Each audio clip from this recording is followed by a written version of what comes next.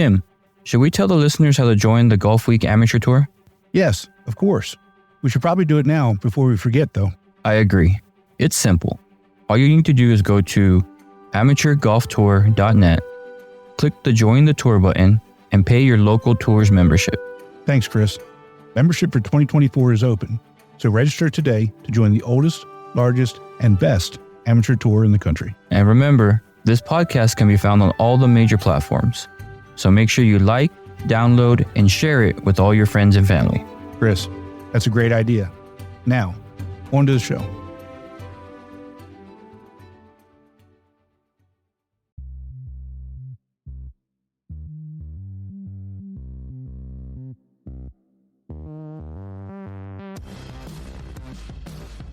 Welcome to the Golfweek Amateur Tour, the podcast. We are your hosts, Tim Newman and Chris Rocha. As the oldest and largest amateur golf tour in the country, we put on individual stroke play golf tournaments that are handicapped by flights in 48 markets across the country. The Golfweek Amateur Tour, where amateurs play like pros.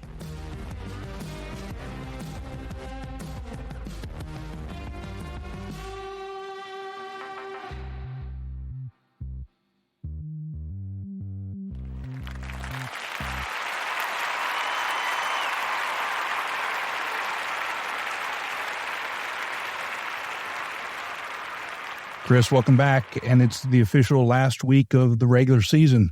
Yeah, it's good to be back. We're finishing up both tours and going to get ready for nationals.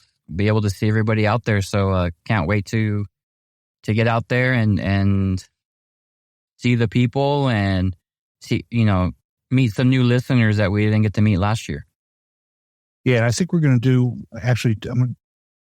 I'm actually going to try and do two live shows. One will be definitely the Wednesday of our tour directors dinner, and so we'll talk to tour directors and talk about some of the awards. And then we're going to try and do a live feed on Thursday at registration. Yeah, I completely agree. I can't wait. It's going to be fun. So this last episode of the regular season, we've got Roger, and he's going to be doing something a little bit different with us this episode. Two other guests. One guest we've had on already is kind of a surprise, and we're going to go through some of his goals, and he doesn't really know why he's being brought on yet. I told him we wanted to go over some goals, but he did something that nobody else did this year, so we want to kind of surprise him with that. But our first guest has a really interesting story. I'm looking forward to him sharing it with everybody, and I hope that it inspires other people to battle through some adversity and share what golf and the tour actually means to them. And this is just one of those stories. Yeah. When we got the email about this story, I got real inspired by it. I couldn't wait to get this guest on for us. So I don't know where this interview is going to go, but I do know that for our listeners, it might give you that extra pep in your step or that motivation that you may be lacking right now. Exactly. So let's just go ahead and bring him in. This is Kevin Dick from the Cincinnati Tour. Kevin, thanks so much for reaching out to us, and thanks for joining us tonight. Oh, no problem. Glad to be with you guys. So you're a member of the Cincinnati Dayton Tour, and you've been on tour since 2011. Is that right? Yeah, I started actually on the Columbus, Ohio tour, but I live closer to Cincinnati, and Cincinnati's tour was kind of non-existent at the time, and then I kind of went down and have been playing on Cincinnati since probably 2013-ish, right around there. So but all told, 12, 13 years you've been on tour, and yeah, and you pretty much played all over the place, and you've played at national championship. We actually met last year, and that's good. I'm looking forward to seeing you in a couple of weeks, right? You're going to be there. Oh yeah, can't wait.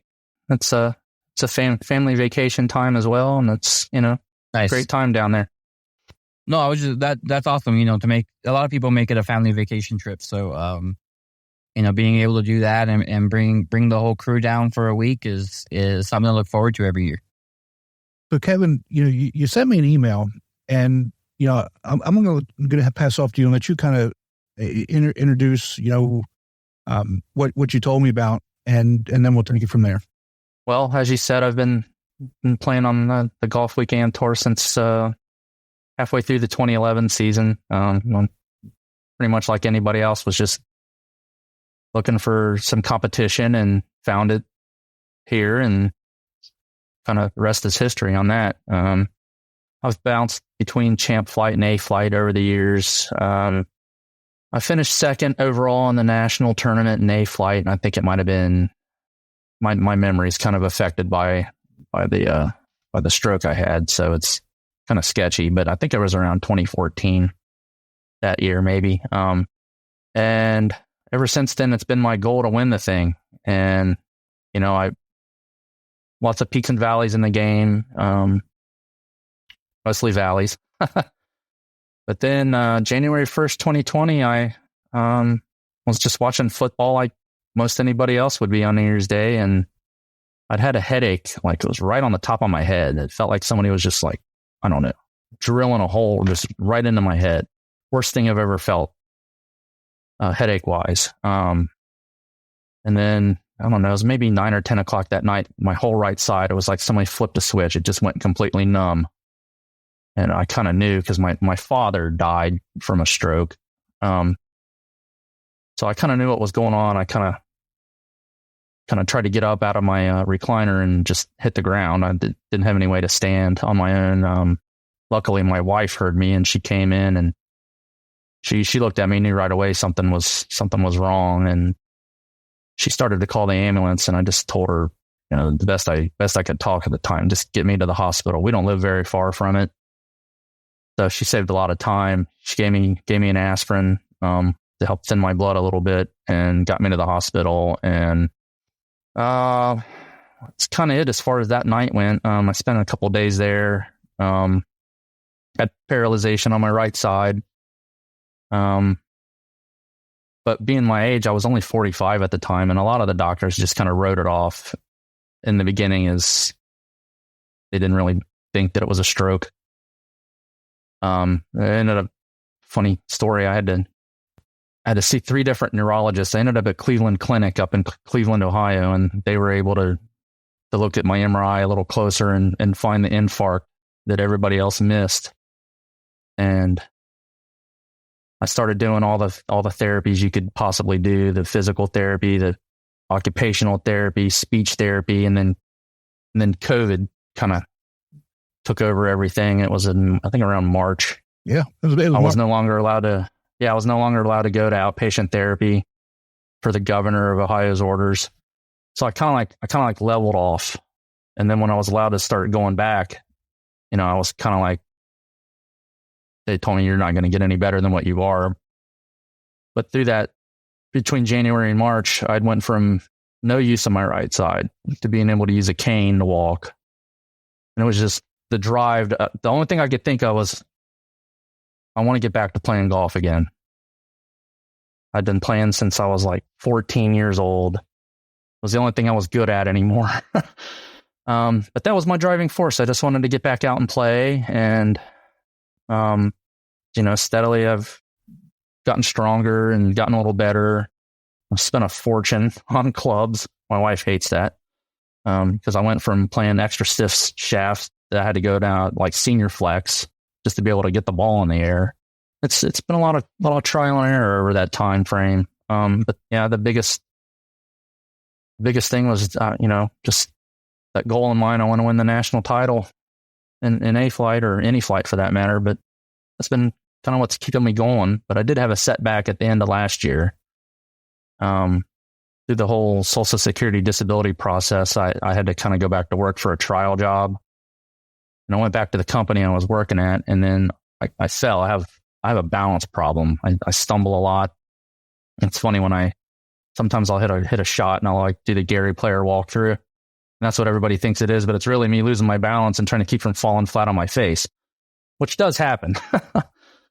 Especially when I tee the ball up. If I'm not careful, it's hard for me to bend over like at the waist, because when I stand back up, it's like all that rush of blood. I'm not really sure. And they've never really been able to tell me what it is, but there's something messed up in there that just makes everything start spinning like vertigo. And then I just end up on the ground, and then it's kind of a mess. But So I think I skipped over something I was saying there, but anyway, what were you saying, Tim? Is a balance issue? Is that something from the stroke, or did you have that before? Yeah. It's from the stroke. That'll always be there. Kind of no matter what I do, it's just always going to be there.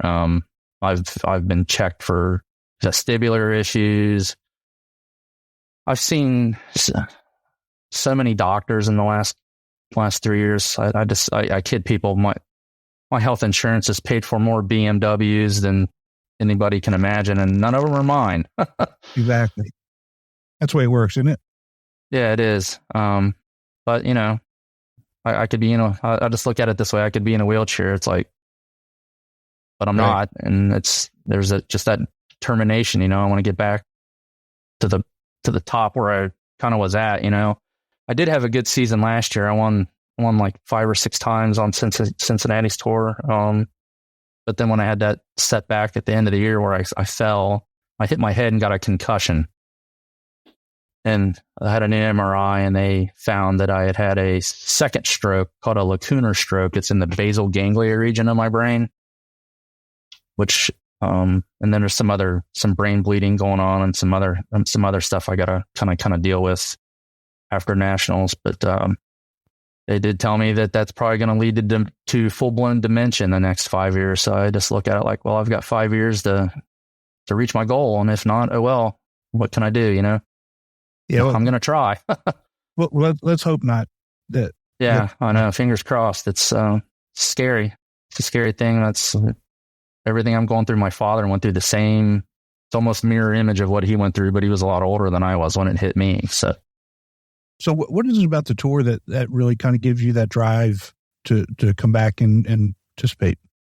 Just the competitive nature, the camaraderie. I've met a lot of good friends over the years, playing in tournaments and, especially in Hilton Head, meeting guys from all over the United States. Every year I go down and, I see these guys that I've known and met over the years. And it's,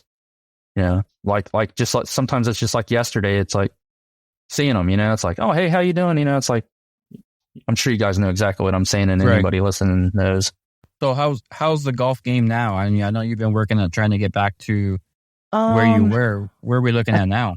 I think I finished the season as a 7.1 index. I won once this year. That was 2 tournaments ago.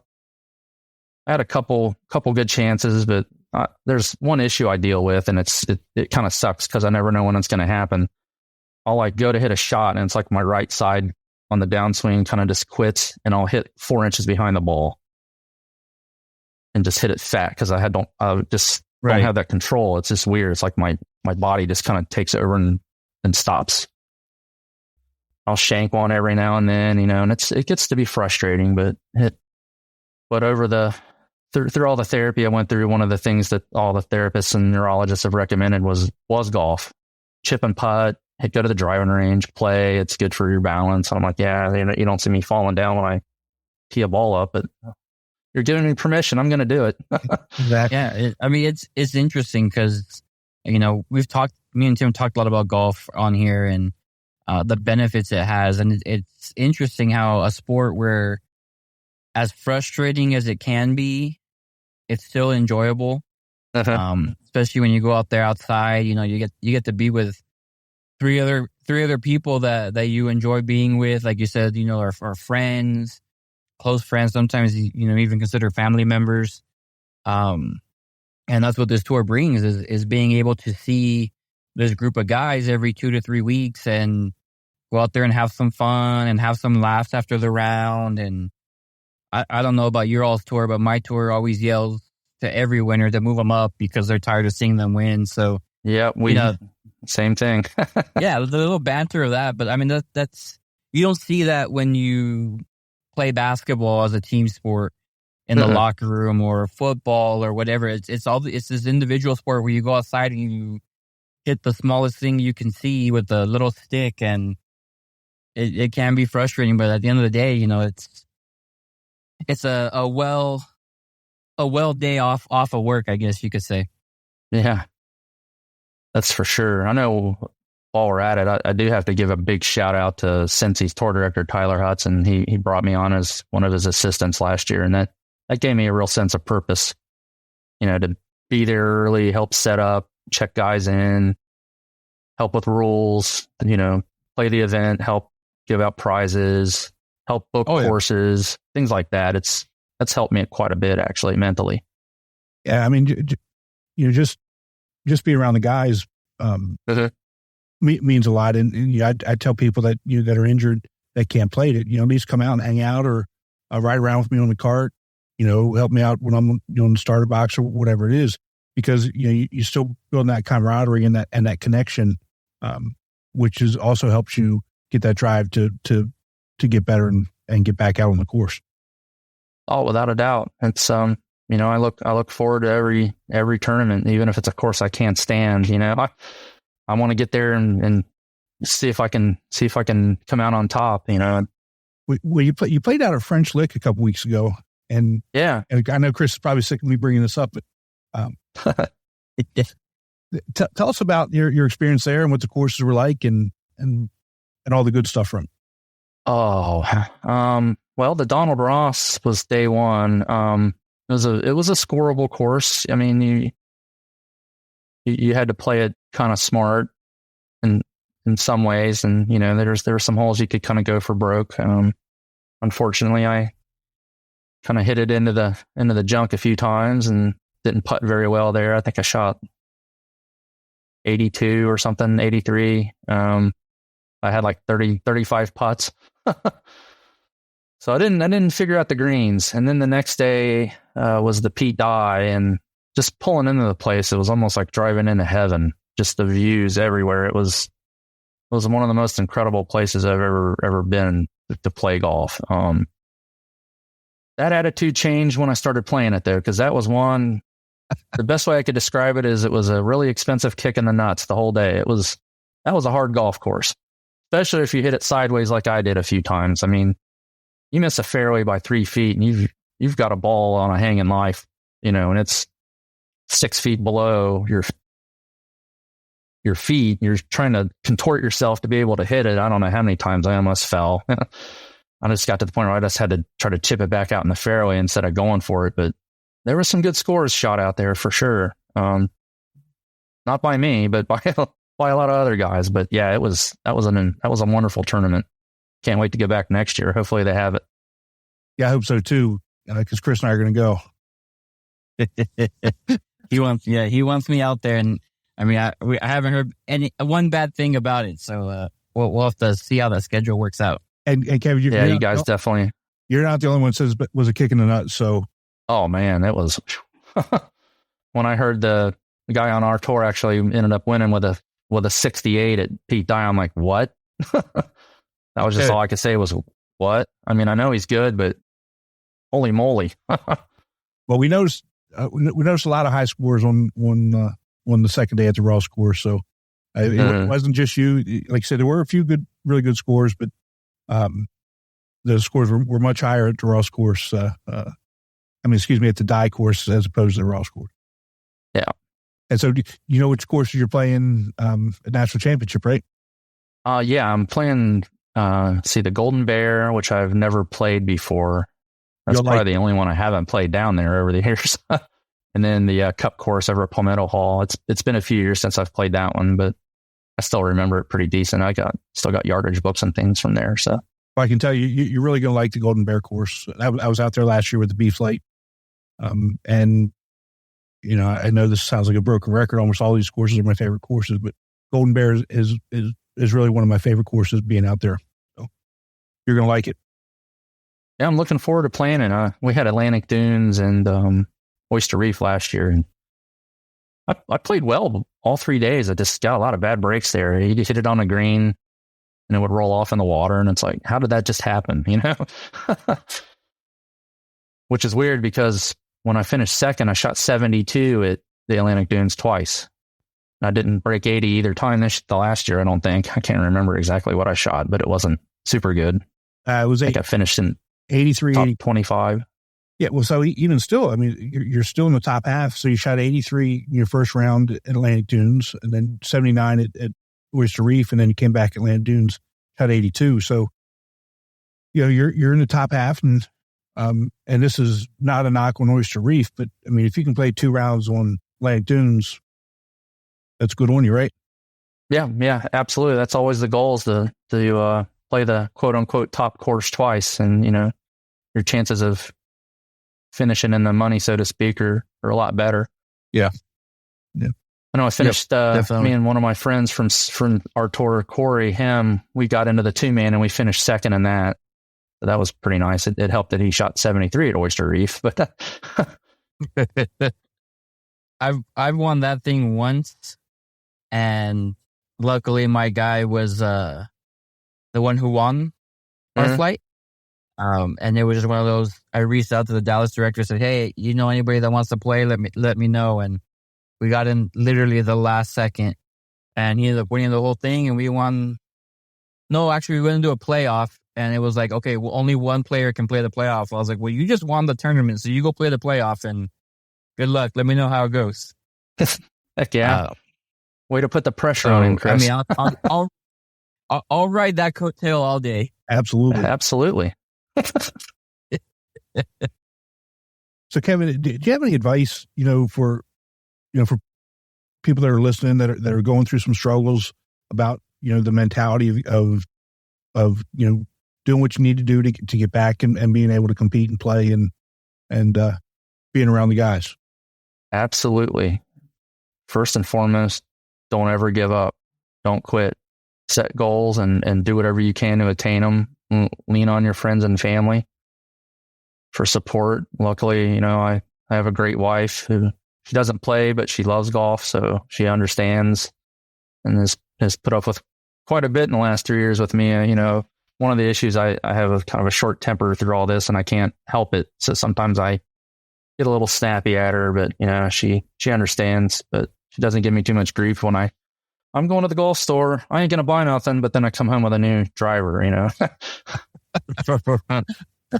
I ask for forgiveness, not permission. So mine too. But that's basically it. Yeah, just set your goals. Don't ever give up. I mean, chances are, if you're in a situation like me, you're not going to be the same person you were before, but you can do as much as possible to try to get as close to what you were as you can. So to right. That's what I've tried to do. I'm still a little ways off, but I still believe that I can figure out a way to get back to where I might be able to play in champ flight again one day. Who knows? Well, again, thanks so much for joining us. I appreciate you coming on. Keep doing what you need to do to get better, and we'll see you in a couple of weeks. All right. Appreciate it, Tim. Thanks, Chris. Thank you, Kevin. I appreciate your story, and good luck out there. All right. Thanks. But take care. I'm really glad we got to have Kevin Dick on. Really inspiring story about coming back from a stroke and still, playing golf at a pretty high level. And, his goal is to win national championships. So, if you're in the A flight, look out, because, Kevin's putting up some pretty good scores, especially recently. And I'm sure he's going to be somebody to challenge here in a couple weeks in Hilton Head. But now we're going to move on to a guest that we've had on earlier in the year. He actually came out and played in Atlanta one time, which was great. So, let's welcome back Mr. Tattoo, Luke Bohm from Chicago. Luke, welcome, bud.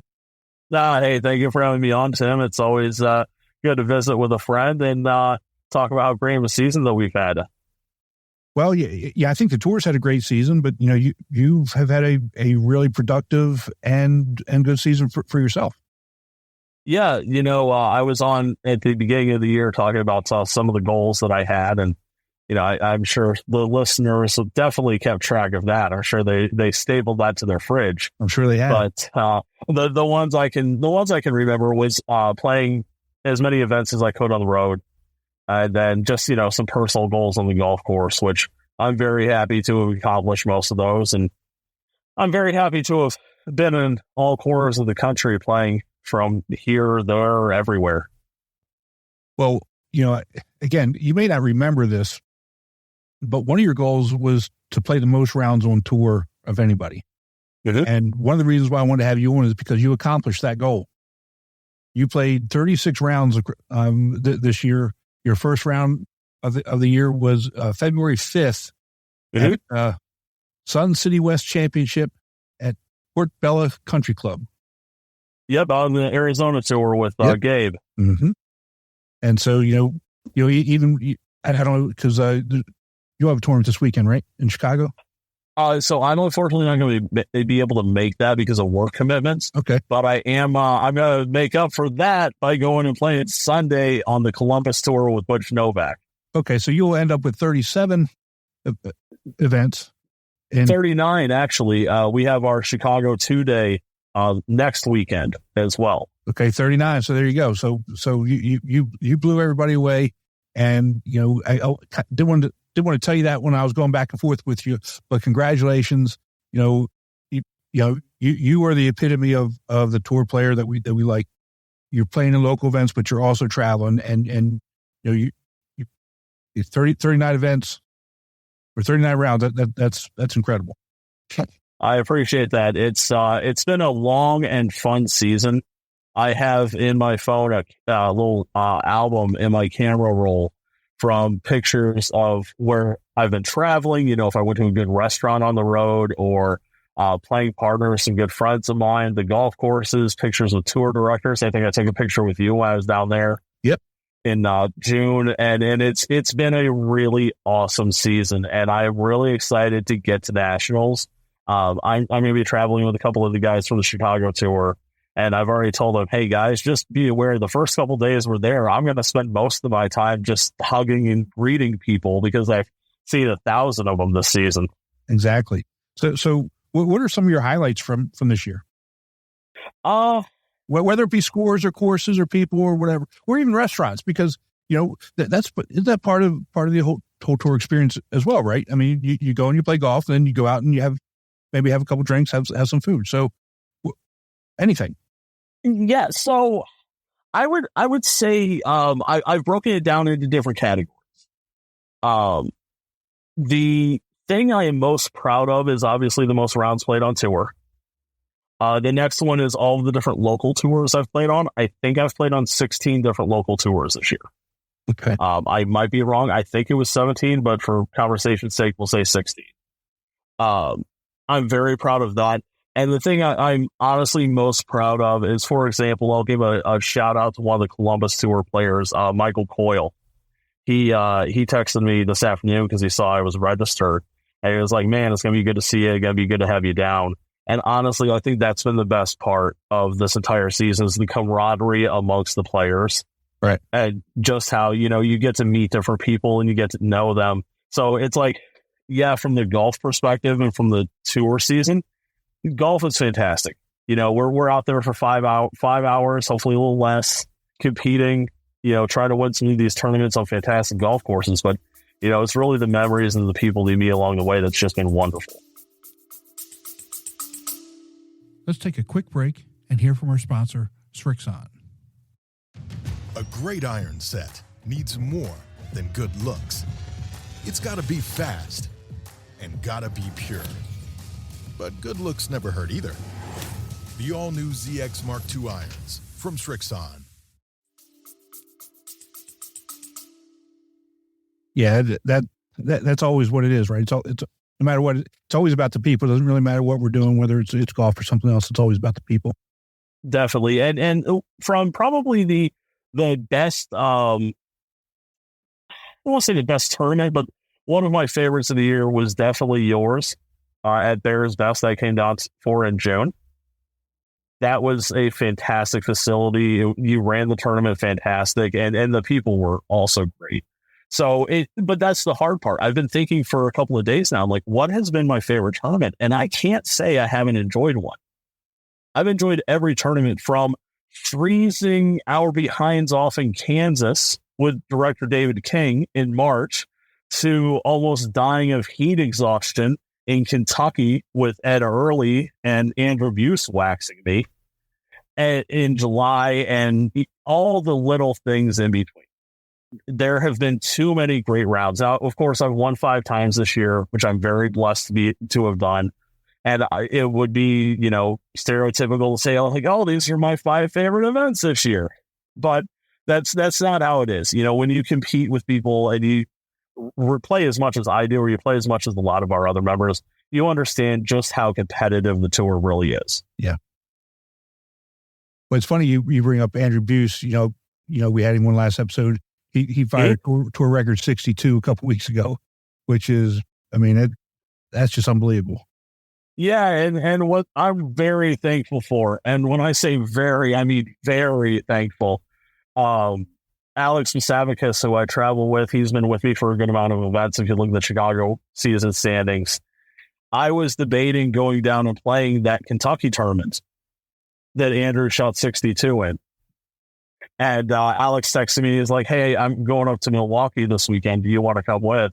And I was like, yeah, you know what? It's a little closer. It makes a little bit more sense. And, you know, while you're out there, you might take a peek at the other leaderboards from the other tours. I looked at Andrew at like 8 under. I'm like, yeah. I am really glad I avoided that buzzsaw. So, yeah, I mean, Andrew, that's an incredible score. And, you talk about memories, you know, he's got that one. We all have them, you know, throughout the different year. You know, is there, you know, number one, I appreciate you saying what you did about Bears Best in the tournament that you came to down there. You obviously won that one. But is there another course that you played that really kind of sticks out to you? Oh, definitely put me on the spot there with that one. There's two of them that come to mind immediately. The first one would be Cherokee Valley. The Mark Morris and the Upstate Tour went there in March. I played there. Actually, I lost a playoff there. But that is, and if you get the chance to go over there and play Cherokee Valley. Yeah, so I used to be tour director at Upstate, so we played there. So I know exactly what you're talking about, yeah. Okay, yeah, talk about a heck of a golf course. That one, and then I'm trying to think. I am always partial. I think I should say something on the Chicago tour, but I'm so torn between a couple of hours. But my favorite in the Chicago area is Thunderhawk. We had our first 2-day there. And I'd like to bring one thing up real quick. Do you guys remember who I said to watch out for when I was on in January? Said to watch out for Christian Wakeford. Okay, Christian Wakeford, okay. Who is waxing all of us in Chicago this year. I said in January, watch out for this kid. He's going to be good. And he proved me right. So, yeah. Yeah, no, the kid is an absolute stud, but he won our first 2-day there. Thunderhawk. Yeah, you know what? I'm going to have to go with Thunderhawk. It's just such a great golf course. It's a great layout, and it's always in fantastic shape. Yeah.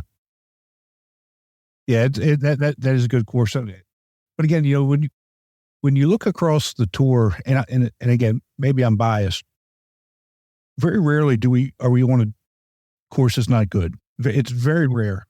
And if we are on a course that's not good, we generally don't go back there, right? So 100%. So when you're looking across, and I'm thinking, you know, as you're talking about, you know, you came down to Bears Best, which is one of my favorite courses in Atlanta, and then everybody says, yeah. Every time we hear him say that, it's one of his favorite courses. But in Atlanta, Bears Best is one of my favorites. Another one in Atlanta, Reunion, which we don't play there anymore, is also one of my favorites, and that's primarily because they don't do Saturday tournaments because we've gotten too big. But those are two of my favorites. And I'm thinking about, okay, so as I'm building my schedule for next year, which course am I pulling off? You know, because we didn't really play any real duds. So, you know, and you know, as I'm looking across, you know, the courses you played now, I obviously I don't know most of them, but some of them, yeah, it's good course. That's good course. That's good course. You know. Yeah, and look, for a lot of people that don't know how these tournaments are run, tour directors like yourself have to have agreements in with these courses, oftentimes, sometimes in the wintertime, or even in the fall time. Do you know how hard it is for a tour? You know how hard it is, but for the general public, yeah, you know, I'm preaching to the choir with you, but it's so hard when a golf course could be magnificent in October and you book it for May because it's the only slot they had. Most slots they got, right? And God forbid we get some sort of weather that just nails the golf course with drought or heat or rain or cold so it doesn't grow. that is the thing, the tour directors. I do not envy you guys having to make those decisions so far out and pray that it works out. Yeah. And I'm not gonna talk about the course, but we had that this year where, you know, we had to switch venues because it wasn't in good shape. And, you know, it's, again, I'm not talking bad about a course at all. It's just that, you know, I can't have our guys paying some money going and playing a course that's not in tournament shape. And, you know, so we'll get back with them next year, and I'm sure it'll be in much better shape. So, I mean, it is what it is. And, yeah, we do our best to make sure from our perspective that we're on courses that are in good shape, good playable shape. And again, there's times that it's completely out of our control. So like if we show up, you know, on a Saturday and they punch the greens and nobody said anything to us, you know, to me, I'm like, why did you give me a call and say, because this happened, because you called me to check on my numbers, right? Yeah, absolutely. So, but it's, and, you know, as tour directors, you know, it's our job and our responsibility. Now we've got to go and explain to the members but it is what it is. I mean, you know, we're obviously trying to play on courses that are tournament quality that guys want to play on. Oh, 100%. And there's the other side of the coin too. There's a lot of golf courses that we have on tour that they do not miss. No, that when you go there, it is spectacular. And look, I'm also going to be biased because of past success. I won last year in Columbus at New Albany Country Club. Okay. And I did not play very well this year. Matt Green from the Cincinnati Tour, he beat the brakes off all of us. But I think I shot 90 at that course, 90 or 91. It was a rough day. Wow. But that course, it is. I've never seen a blade of grass out of place. I've played it 4 times now. It has been in immaculate shape every time. And that's where, as tournament directors, I'm sure Butch falls asleep at night or the night before knowing, hey, when we show up, the course is going to be fantastic. Exactly. Yeah. So it's the double-edged sword for you guys. And here's a question for you. So you came down to Atlanta and played Bears Best on June 3rd. And you played on June 4th at Belterra. Where is Belterra? That's in southern Indiana. It's actually near my hometown of Madison. Okay. So you played in Atlanta. Did you hop on a plane or did you drive? Were you driving? I drove. How far was that? It was about 6 hours. Okay. So that's actually not too bad then. I mean, I guess we were probably done like 4 o'clock. I got out of there at like 3:15. I got out of there like considerably earlier than I thought I would, because I got back, because I stayed with family when I'm down there. I got back at about 9:30 that night. Yeah. So that sounds about right. So you jump in, you drive to Atlanta, you play 18, you jump in a car, you drive to Indiana, and you play 18 up there. I mean, that to me that's dedication. 100%. Now you are leaving out the best part. I'm not talking about the score. No. I would like you to read for the listeners the 2 scores that I had back-to-back days. Okay, sir. So on June 3rd at Bears Best, you shot 75, which is, no lie, 75 is a good score at Bears Best. Yeah, because it's rated like 76 from the tips. I mean, it's far. I put Champlain players back on that, for a reason. Yeah, I know we were teeing off from the neighbor's kitchen on some of the holes. And then on June 4th at Belterra, you shot 91. And that there is the absolute beauty of tournament golf. That is what makes it so much damn fun. Because on the way back, I love Belterra. I've played it a ton. On the way back, I'm thinking to myself, I'm feeling good. I just won. I just drove to Atlanta. I had not been in the field 24 hours beforehand. You squeezed me in last minute. I won the tournament. I'm feeling great. I wake up the next morning. I remember the morning very well. It was for southern Indiana in June. It was actually very nice. It was like 60s in the morning. I got up. I got breakfast. I got an iced tea. I went to the gym. Got to the course, warmed up, ate a little lunch, hung out with some friends, caught up. I'm feeling great. Straight down the range. Every putt on the putting green is great. And 4.5 hours later, I'm wondering how much I can get on eBay for my clubs. And that is the absolute beauty of tournament golf. That's it, though, isn't it? And that was your highest score all year, 91. Yeah, that tracks. I was yo-yoing during that time. If you look at it, I think I went 75, 90, 75, 91. Yeah, he shot 90, and like you said, 90, 75, 91, 75, 76. Let's put it this way: there's not a golfer in the world that doesn't have those types of scores. It doesn't matter what flight you're in, what your handicap is. You're gonna have really good scores, and then you're gonna have bad scores, and it just happens. Oh yeah, I mean it's the nature of the game as well. When you play, you could do that without even driving the 6 hours, right? So we could have 2 day. You could have had 2 day Bears best, shot 75, and then just the wheels come off on the second. It happens. It is, and the thing is too, just on the science of the game, a driver swung at 100 miles an hour, 1 degree of face angle is 30 yards. Crazy. So that is a lot. When we're playing from 7,000-yard golf courses, those are big ballparks, and you cannot afford to be off 30 yards. You can't afford to be off 5 on some of them. Right. Yeah. No, it just shows how fickle and how great the game is, and it is all about just taking it on the chin and just saying, all right, well, you know what? Today sucked. We got tomorrow. Let's move on. Let's take a quick break and hear from our sponsor, Srixon. ZX Mark II drivers are for major players, major winners, major power. All new ZX Mark II drivers, only from Srixon.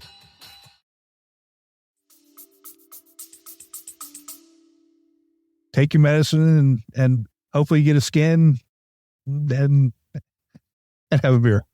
Yeah, have a skin. I think at Belterra when I shot that 91, I played with Joe Goldschmidt from Cincinnati and Andrew Buse from Kentucky. Oh wow. And when the wheels started to fall off, I didn't give up on the golf, but I did start cracking a few more jokes. And at one point, Andrew had to put his hand over his face because he's like, I forgot how much fun it is to play with you when you're cracking jokes like that. And that's where it's important to really understand that the bad comes with the good. Absolutely.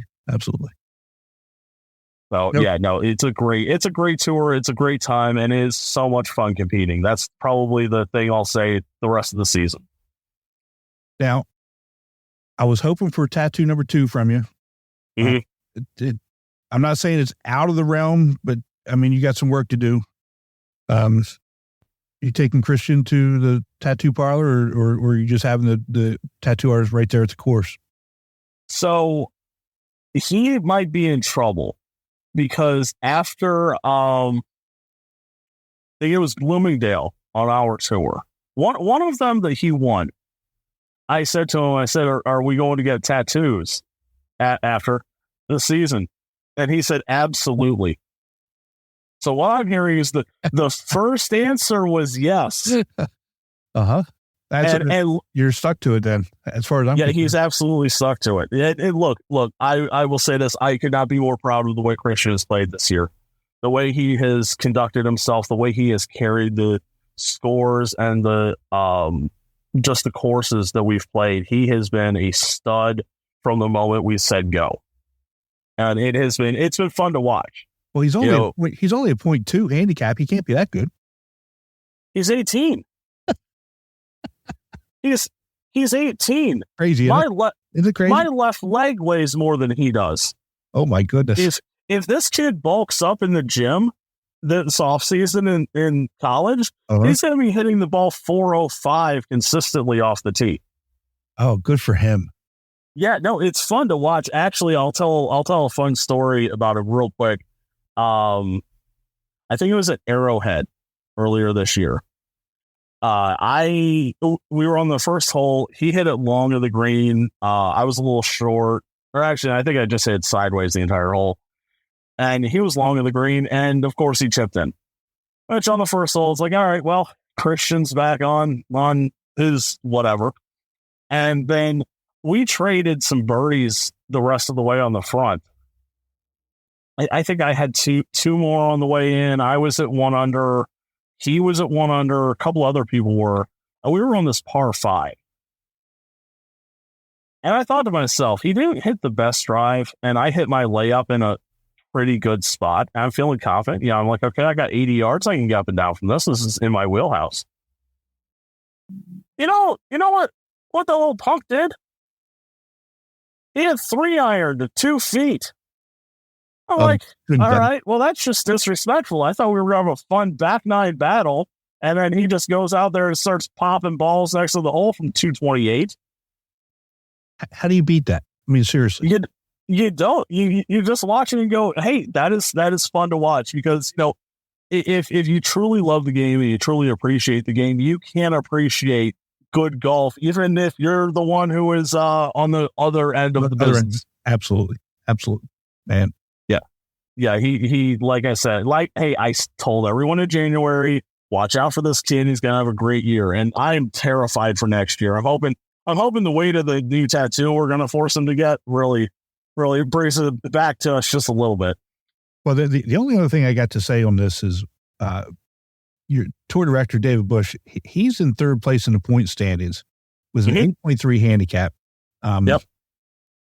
What do we need to do to convince him that he needs to go back to the A flight where he can actually, have a chance at competing? I love David. I do. And he's a good golfer. And I know how hard it is to play golf and run these tournaments. But when he bumped himself up to champ flight to take one for the team, I thought it was just like for a little while. I didn't know he was going to stay up there. Yeah, no. I thought it was, to quote the fantastic movie Dodgeball, that's a bold strategy, Con. Let's see if it pays off. Yeah.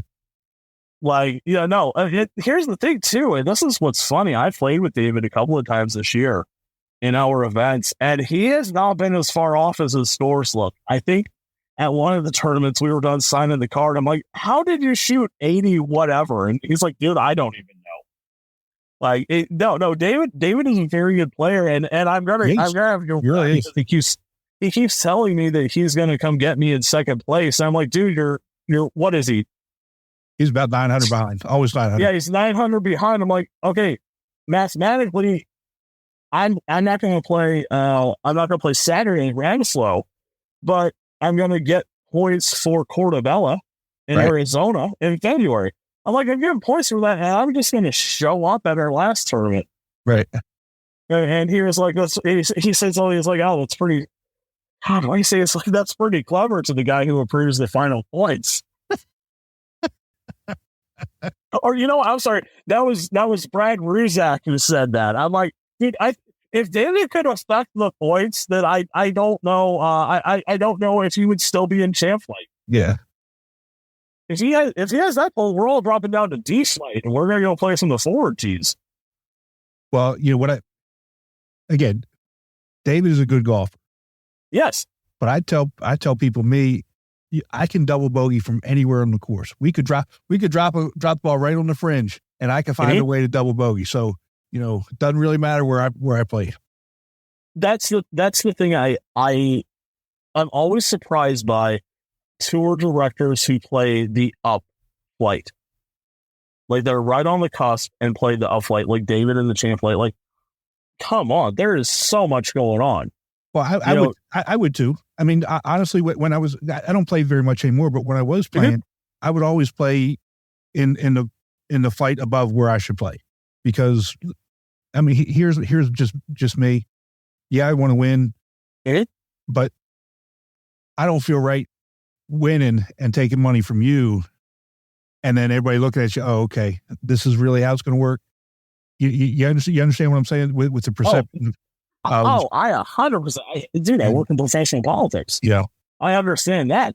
But no, look, if the tournament director picked up one every 2 or 3 years, the local guys up here, we'd love it. We'd probably mob David on the 18th green with champagne, and then we'd probably not get asked to come back the next year. See? But we would still probably do it. Right. Yeah, So, no. I mean, look, the things that the tour directors, you guys have to go through to put these things on, because it's such a thankless job. And there's so many millions of little headaches that go on. I'm honestly impressed when any tournament directors play the day of their tournaments. well, a lot of them do, and I used to, and I hope to next year. But that's, again, that's part of it for us is not only running the tournament, but being out there with you all, with the guys. I mean, and having fun, and that's a big part of it. Well, look, I'll drop one last thing I'll say about David, which just kind of speaks to his character and how great of a guy he is. At our last tournament before Ravislow, the clubhouse decided to close early on us. I'm not going to name which course that was, but they decided to close before we were done, so no one could get a drink or anything to eat. Well, we found this little dive bar down the street, and I think probably about 12 of us went. And they had pool tables, and we got to having some libations, and we shot pool for probably close to 4 or 5 hours. And just speaking to the character of David, at the end of the night, we were all, like, hey, let's figure out what the tab is so we can all split it, because that's right. What you do. Right. And David was like, no, let me take care of it for you guys, which was just an all class move. Right. Doing that, and really appreciating his players. I can't say enough about it. That was a great move. Yeah, he's a great guy, great tour director, and I'm glad that he's gotten Chicago back to where it really needs to be. So that's good. Well, when you see him, give him my best, and I know they've got a little one coming real soon. I'm excited for him. This is a long time coming for them, and I'm very, very happy for him. So send him my best.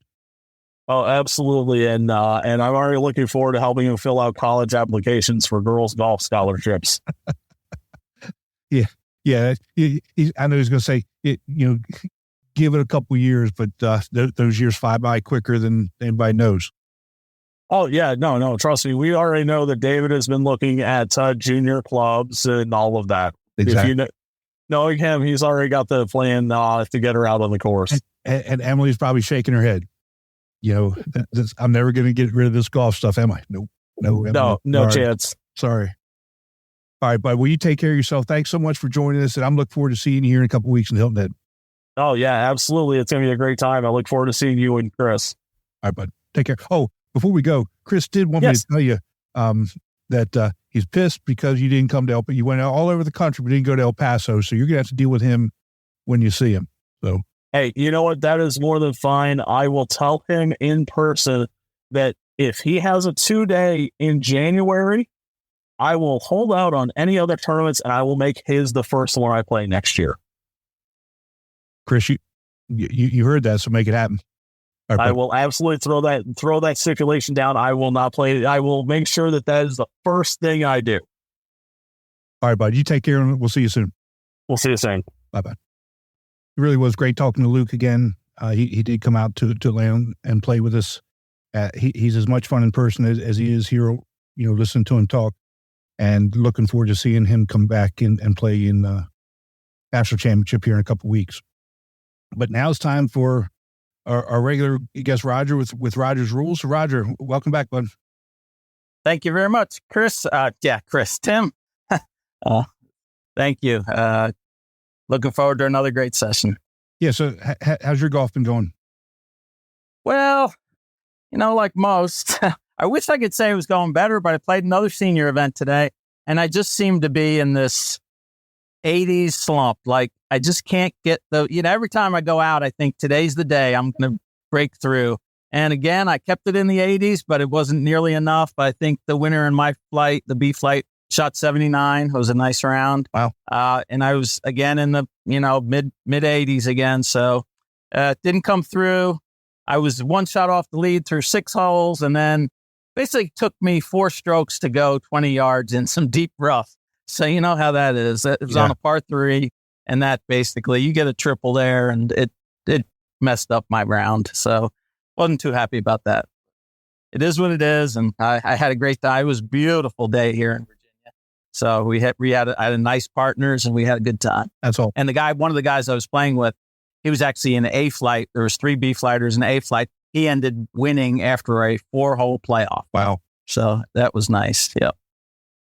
And then the C flight also had a 3 or 4 hole playoff. 2 guys that I know. So that was fun. I helped out. I just, when they have playoffs, I usually ride around just as like a extra body, make sure everything's going smooth. So that's what I did with those guys today. That's awesome. Yeah. That's awesome. Yeah. And I really do like when there are playoffs because it really does give players, that pressure type of feeling that, every shot really, really does count from this point forward. Heck yeah. Yeah. Yeah. And there's a great finishing. It's one of the best in the area. Great finishing hole. You drive it out, and then the green, the whole back of the green is surrounded by water, and there's a bunker in front. So you really got to place a nice shot because the green is not very big either. And they played 18-1 a few times, but they finished up both playoffs finished up on 18, the tough hole, and it was really nice to watch. And we had a nice little crowd watching both groups too. That's awesome. It was a lot of fun. That's awesome. Yeah. All right, so let's talk about some rules, and we're gonna do something a little bit different this time. And I'll go ahead and I'll read you some scenarios or some questions, and kind of like a rapid fire type situation. How's that sound? Sounds great. Let's shoot them off. All right, so here we go. So here's first one. Chris sees Tim about to breach a rule, but he doesn't say anything because that would be giving advice. Is that correct? Not correct. Giving information to other players on the rules does not count as advice. It's deemed as public information. And I'll just give a couple examples on this. I think the most times we see this, somebody tees up in front of a tee box.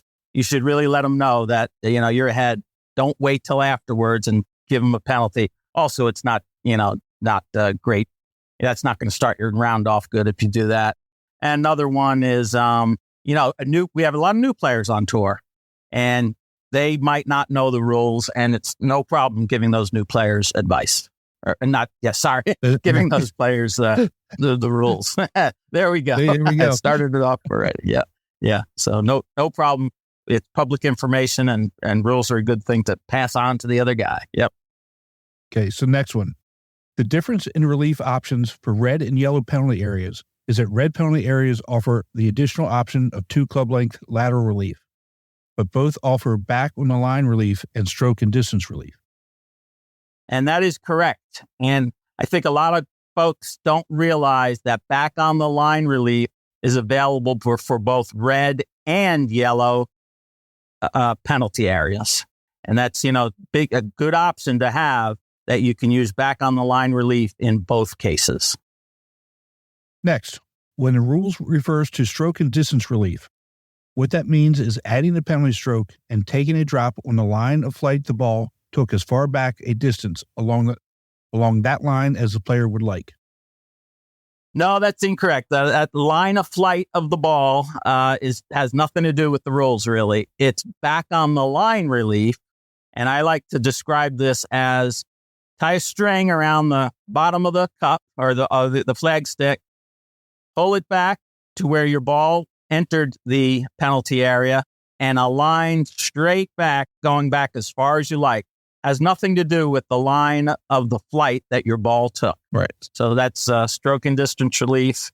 And the distance is not the distance that your ball took off from your shot. It's the distance back on the line. And that is a good one to know, because we come up with that one a lot, actually. Yes. So. Probably every round somebody asks me about that. Absolutely. Yeah. Yep. All right, so Tim hits his ball out of bounds over a fence and says he'll take a drop where it crossed over the boundary fence and add a penalty stroke. Chris believes the only way to proceed for a ball lost or out of bounds outside of a penalty area is stroke and distance. Can Chris proceed by hitting by the fence?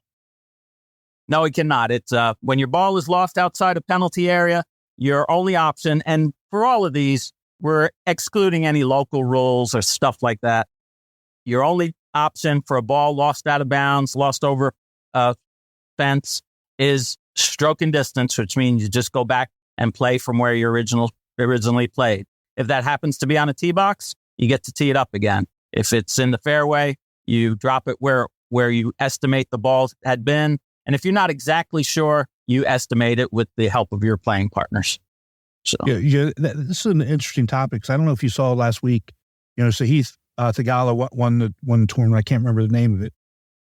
But in either the first or second round, he hit a ball that was almost out of bounds. So it was on the out of bounds line, which was a fence line, but the fence line had posts. So the ball was sitting actually in between the posts, but not completely across the line. So it was still considered in bounds. And he took a stance that was out of bounds and hit the ball through the fence posts back into play. And I think he maybe bogeyed or double bogeyed the hole. But to me, it was interesting that they allowed him to take the stance outside of, like completely out of bounds, right, to hit the ball that was still in bounds, but kind of on that line that most people would understand. If there's part of the ball that's over the line that's out of bounds, but it has to be the entire ball has to be over that line. Yeah, there's you're allowed to stand out of bounds to hit a ball that's considered in bounds. Yep. Yeah. And that was actually when they used to have a decisions book that was in there as well. And yeah, you could hit against something, and if that was the case, but you're standing out of bounds, that's okay. Yep. And it's also, I mean, in this situation, to me, that was his best option. Oh, right, as well. So I mean that. Yeah, I didn't see it, but that sounds like a good one. I'll have to look that one up. Yep. All right. So next one, Tim is taking relief from his ball in rough next to the fairway. His ball, when dropped, must stay in the rough, or at least in a similar condition, since his ball was in the rough originally. No, the rules do not distinguish between rough and fairway. So sometimes you get a good decision on that. Sometimes you get a bad condition on that. But as long as you're within the relief area, you could be dropping in the fairway as opposed to dropping in the rough. Sometimes the opposite's going to happen, where you're not guaranteed in the rules of golf to always have a good lie.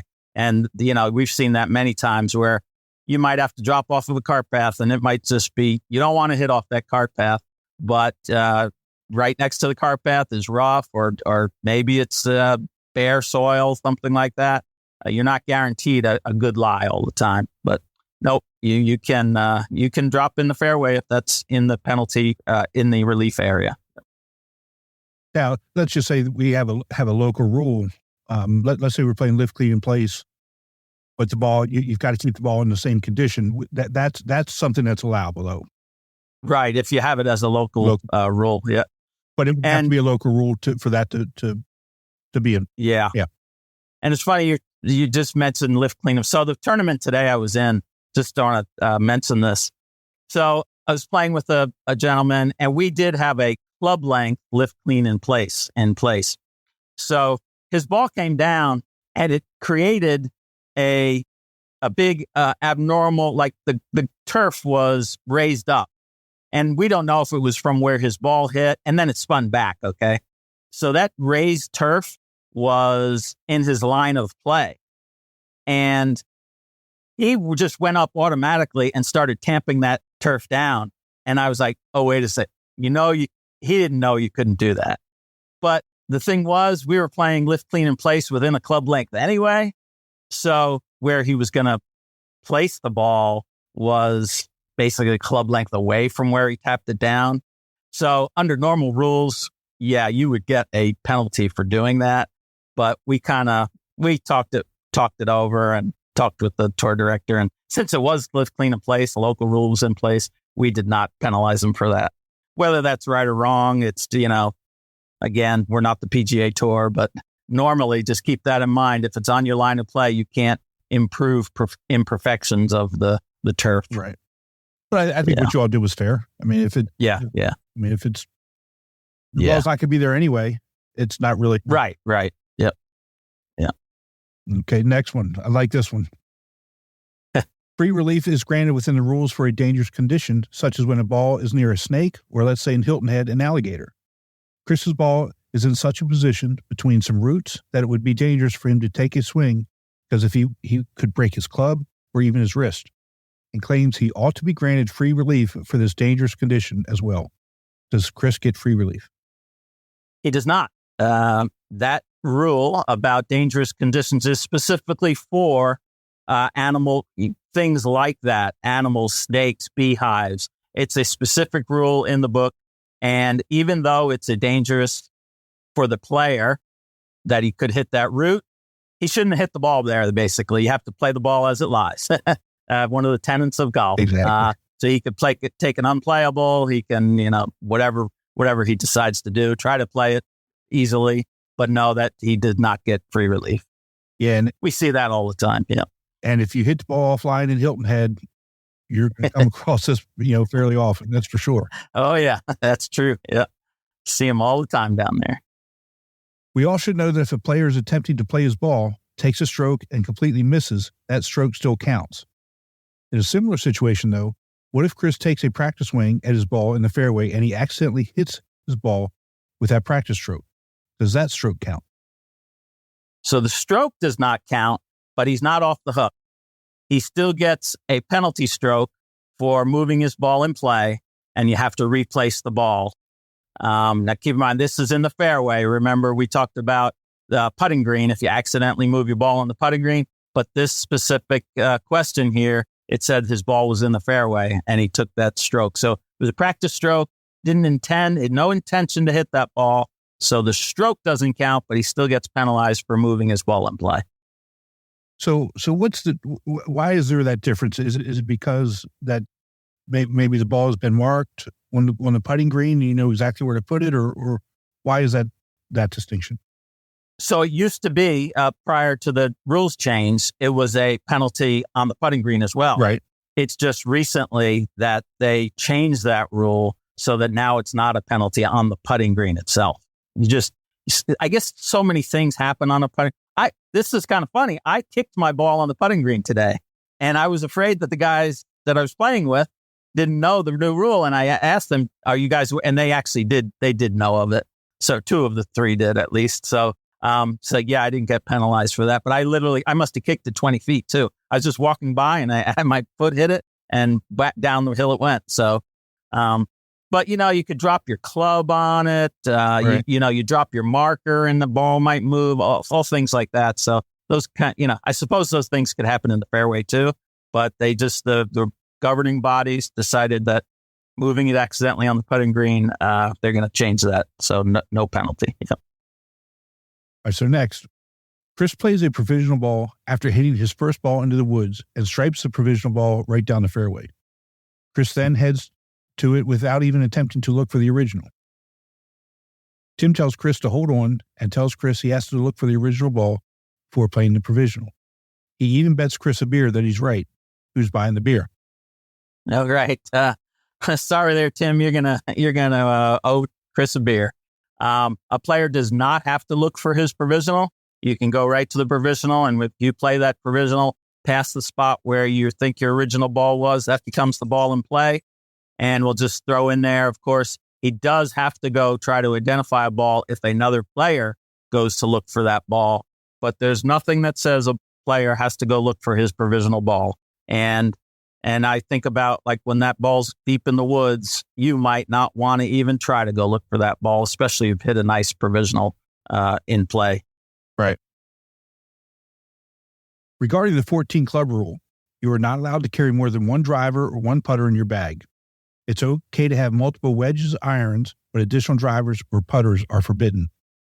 And believe it or not, I was asked that recently, and that's false. You could have 13 drivers and a putter if that's what you wanted. You can have as many the same clubs in your bag as you like, as long as you don't exceed the 14 club rule limit. So, lots of guys have lots of the wedges are the biggest example. I haven't seen too many guys with more than 1 driver in their bag, but you never know, and it's totally legal. Yeah, I have seen a guy carry 3 different putters. Oh wow, yeah. I mean, so that yeah. Okay, but whatever you got to do. Right. Yep. So all right, so Chris sees Tim removing leaves, sticks, and stones from a bunker. Chris knows this can be done out in other parts of the course, but tells Tim that's not allowed. Is Chris correct? Chris, I'm sorry. You're going to owe him another beer. Or no, wait, Chris, you owed him a beer. Now you can, they changed this rule a couple of years ago. So you can remove loose impediments in a bunker now. Loose impediments, including sticks, stones, leaves, all that kind of stuff. We had an interesting situation today. We had a ball, and I don't know how this ball went into a bunker, and it got so buried. It was completely buried. We did not see where it was at all. I mean, it was deep, like a couple inches into the sand. And we just started, and it was within a couple of minutes, one guy just started probing with his club, and the ball, we found it. And it was a miracle that we found it, to be honest. We had no idea. And we just happened to be looking on the lip, and we found that ball. Because we were also playing rake and place in the bunkers today. But I just wanted to bring that up because if that ever happens where your ball is plugged, I don't think we've ever covered this. You're allowed to uncover enough sand so that you can just see the top of the ball, even if your ball was like 3 inches below the sand and you couldn't see it at all. But you are, in the rules, you are allowed to remove enough sand that you can see the top of the ball and play it from there. And of course, we're playing on tour right now. It's still on our tour, a local rule where we can lift clean and rake and place the ball. But if you're ever in that situation, you don't have to try to recreate it by putting it back under the sand. You are allowed to at least remove enough sand so that you can see the top of the ball and hit it. And it came up today. And that's the first time this year that had happened in a tournament that I played in. So I just thought it was pretty interesting. Wow. Yeah. Yeah. I've not seen a ball that far in that you can't actually see the ball. Yeah. The sand was real soft in this bunker. They had redone some of and it was that real nice soft sand.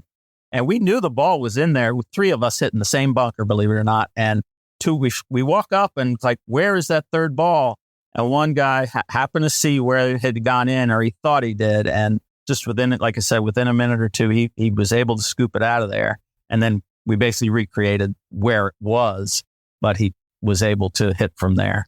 So it was another interesting one that came up today. Yeah, it's nuts. So, yeah. So, well, Roger. So those are some good ones that I think always come up pretty much very often when we're playing out here on tour, and especially some of the ones with stroke and distance and whether a player can give advice. I've seen guys like hold back, and I say, "Wait a second, I want to tell you something before you do this." The only thing I want to say about that is you just have to be careful. Like if you're in a penalty area, you can tell the person what their options are, but just be careful not to say, and I think the best thing for you to do would to take stroke and distance because then you get to do X, Y, Z. You just give him what the rule allows you to do without guiding him to what stroke he should play. Right. That's the key on that one. Right. Sometimes it's hard to do because you watch them do something and play from a place that just doesn't make a whole lot of sense. And, you want to say, dude, take it back further. Right. You just want to say something. Yeah. But you gotta let them do what they're going to do. A lot of times I think when guys do that is that they're so frustrated and they're too frustrated to think it through. They just want to get it. Once, You act too fast or you don't want to, think it through. I was going to mention one other that happened today. So this 18th hole where the playoffs were, it was water behind the hole and it had a bulkhead. And this bulkhead, it's an integral part of the course. I don't know if you've heard that term. Yeah. It wasn't considered an immovable obstruction. His ball was right next to it. And he thought, well, maybe this player knew that it was integral part of the course. And when you hear that term, that just basically means you're not getting free relief from that. Even though it's a bulkhead, a big 6-inch wide piece of wood going down 20 feet, it's not allowed to get relief from it if it's noted as a integral part of the course. Right. And you're just out of luck. And you're basically out of luck. luck. You either hit from there or you take your drop and right. belly's free. Right. Yeah. Exactly. Yep. So I know that we went through these kind of fast, but if anybody's listening and, maybe they could send in a question if we went through it too fast or something like that. But these are good ones that come up pretty often. Yeah, absolutely. So are you coming to a national championship? I am. Got my invite, but I'm undecided right now. I have not hit the button yet, but doesn't mean I won't be there. But I hope to be there. I will let you know. Well, one way or the other. Yeah, I do hope to see you. And if you are there, I'm thinking that I may do a live feed from registration on Thursday. So if you are there, please stop in and maybe we'll get you on for just a quick second. Will do. Yep. Well, Roger, I do appreciate everything that you've done for us this year, and sure. With the national championship coming up, and we'll probably have you back on maybe in December, right before the season starts. Okay, that sounds great. I've really enjoyed it, and I really do. I like this stuff, and I haven't played a whole lot of golf because I have, I bike a ride. I'm doing a benefit this month for cancer research, and so I haven't played as much this year as I would have liked to, but hopefully I'll get out even more next year. Yeah, let's hope so. And again, I can't wait to talk to you in December. Yeah, sounds good. All right, thank you both, and thank Chris for me too. I will. Okay, thanks. All right, you take care. As always, it's great to have Roger on, and he gives us really good advice, and hopefully you all as members are taking note and using some of the information that Roger has given us all year. Can't wait to get him back on in December. Yeah, but we're heading into the final regular season weekend of the year, and there's still some tours out there this coming weekend that has some tournaments. Like South Florida has a tournament, Charleston, South Carolina, Chicago has their final 2-day. California's got a tournament at Oak Quarry Golf Club. Jacksonville has a tournament. And Minneapolis, St. Paul, they've got their season finale at the Wilds. So if you're in any of those markets and you need to get another round in, make sure you sign up. And as you know, the National Championship is right around the corner. Registration closes on October 1st. So it's open to everybody now that has 4 rounds in. So please, if you're interested in going, make sure you sign up and register and pay. And we'll get you registered and come down to Hilton Head and have a really good time. So with National Championship Week right around the corner, we're going to try and do a live podcast on October the 11th, Wednesday, October the 11th. We do our annual Tour Directors Awards dinner, and we're going to try and do it right after the awards dinner as tour directors are mingling around, having dinner and socializing. And hopefully we'll be able to pick up a couple of tour directors and get some season-ending thoughts and their insight into how National Championship is going to go, and maybe talk to some award winners. And then on Thursday, October 12th, check-in for National Championship is from 4 to 8 at Arthur Hills and Palmetto Dunes. And we're going to try and do another live broadcast from there as well. And these will be on the tour's YouTube page and the tour Facebook page. And what I'll do is I'll put links to both of those in the show notes. So, if when you come to check in, please stop by and see us, and hopefully we'll be able to get that up and running. What that really depends on is how busy we are, and if I'm running around doing other things, getting ready for the tournament to start on Friday. So again, hopefully we'll be able to do that on the 12th, and hopefully the 11th as well. And again, both of those will be live broadcast on the tour's YouTube page and the tour's Facebook page. So in the meantime, if you have any questions, please email either me at timnatc@amateurgolftour.net or Chris at elpaso@amateurgolftour.net. Yeah, we want to thank you for all your support throughout this first year of the podcast, and we look forward to seeing everybody in a couple weeks in Hilton Head at National Championship. Take care.